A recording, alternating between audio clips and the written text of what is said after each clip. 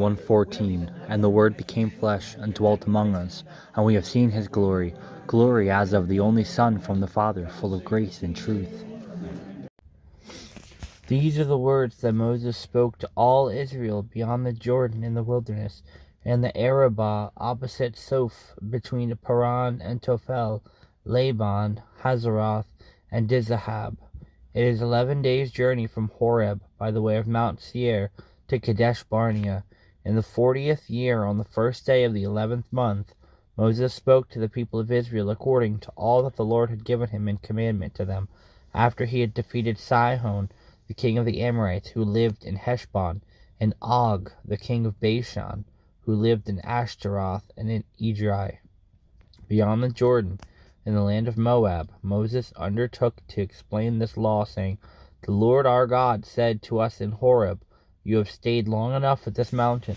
Turn and take your journey and go to the hill country of the Amorites, and to all their neighbors in the Arabah and the hill country, and in the lowland, and in the Negeb, and by the seacoast, the land of the Canaanites in Lebanon, as far as the great river, the river Euphrates.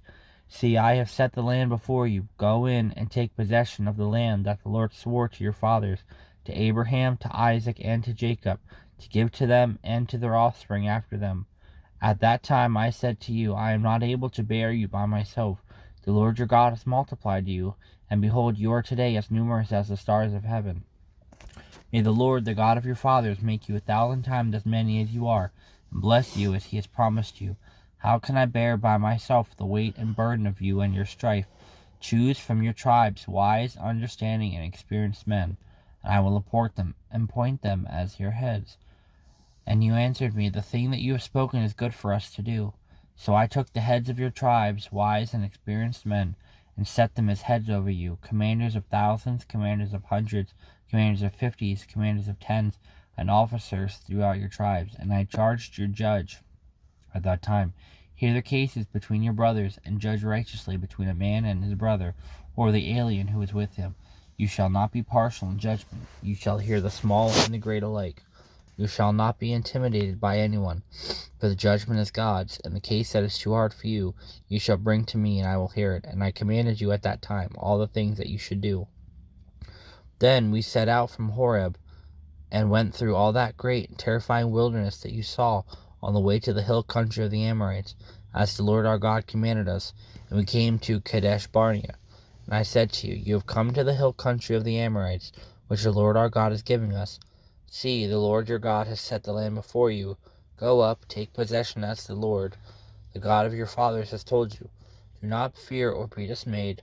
Then all of you came near me and said, Let us send men before us, that they may explore the land for us, and bring us word again of the way by which we must go up, and the cities in which we shall come. The thing seemed good to me. I took 12 men from you, 1 man from each tribe, and they turned and went up into the hill country, and came to the valley of Eshcol, and spied it out. They took in their hands some of the fruit of the land, and brought it down to us, and brought us word again, and said, It is a good land that the Lord our God is giving us. Yet you would not go up, but rebelled against the command of the Lord your God. You murmured in your tents, and said, Because the Lord hated us, he has brought us out of the land of Egypt, to give us into the hand of the Amorites to destroy us. Where are we going up? Our brothers have made our hearts melt, saying, The people are greater and taller than we. The cities are great and fortified up to heaven. And besides, we have seen the sons of the Anakim there. Then I send to you, Do not be in dread or afraid of them. The Lord your God, who goes before you, will fight himself and fight for you, just as he did for you in Egypt, before your eyes, and in the wilderness, where you have seen how the Lord your God carried you, as a man carries his son, all the way that you went until you came to this place.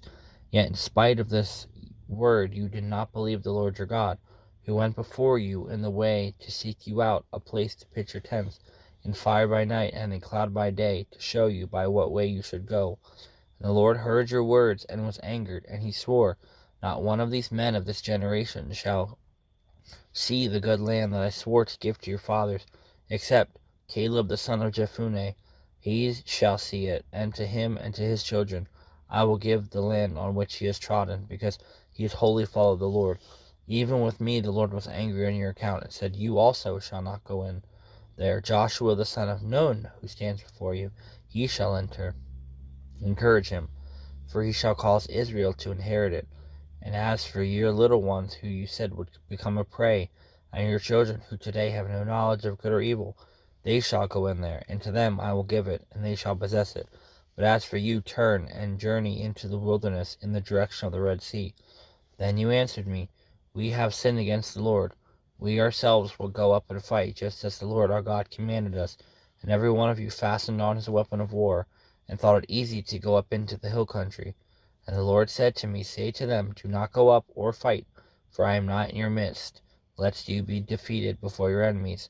So I spoke to you, and you would not listen still, but you rebelled against the command of the Lord, and presumptuously went up into the hill country. Then the Amorites who lived in that hill country came out against you, chased you as far bees do, and beat you down in Seir, as far as Hormah. You returned and wept before the Lord, but the Lord did not listen to your voice or give ear to you. So you remained at Kadesh many days, the days that you remained there. Soft answer turns away wrath, but a harsh word stirs up anger. The tongue of the wise commends knowledge, but the mouth of fools pours out folly. The eyes of the Lord are in every place, keeping watch on the evil and the good.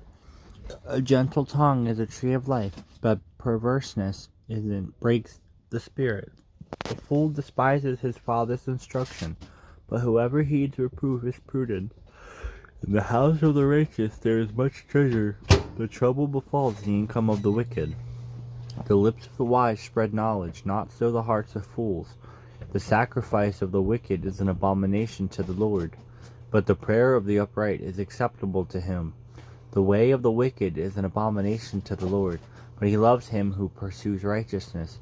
There is severe discipline for him who forsakes the way. Whoever hates reproof will die.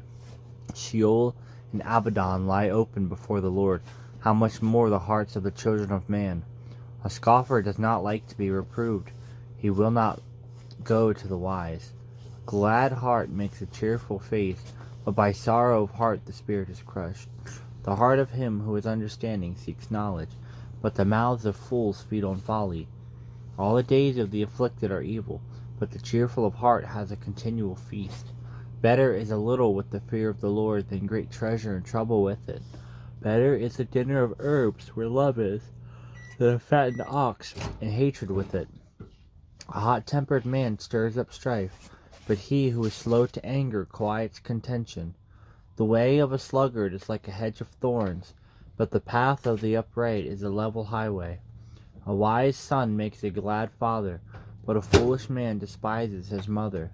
Folly is a joy to him who lacks sense, but a man of understanding walks straight ahead. Without counsel plans fail, but with many advisers they succeed. To make an apt answer is a joy to a man, and a word in season, how good it is. The path of life leads upward for the prudent, that he may turn away from Sheol underneath. The Lord tears down the house of the proud, but maintains the widow's boundaries. The thoughts of the wicked are an abomination to the Lord, but gracious words are pure. Whoever is greedy for unjust gain troubles his own household, but he who hates bribes will live. The heart of the righteous ponders how to answer, but the mouth of the wicked pours out evil things. The Lord is far from the wicked, but he hears the prayers of the righteous.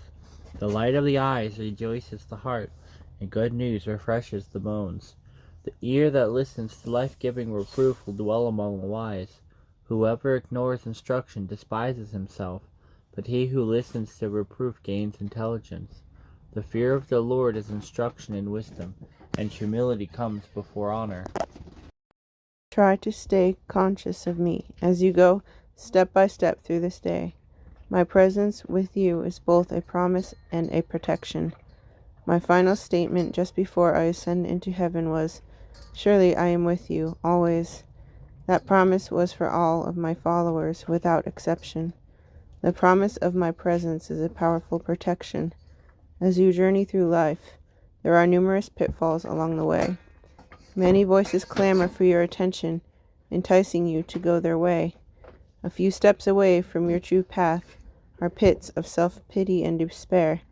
plateaus of pride and self-will. If you take your eyes off me and follow another's way, you are in grave danger. Even well-meaning friends can lead you astray if you let them usurp my place in your life. The way to stay on the path of life is to keep your focus on me. Awareness of my presence is your best protection. And teaching them to obey everything I have commanded you, and surely I am with you always, to the very end of the age. Matthew 28:20.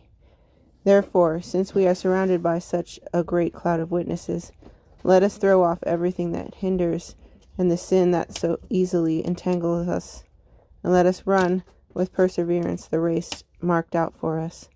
Let us fix our eyes on Jesus, the author and perfecter of our faith, who for the joy set before him endured the cross, scorning its shame, and sat down at the right hand of the throne of God. Hebrews 12, verses 1 and 2.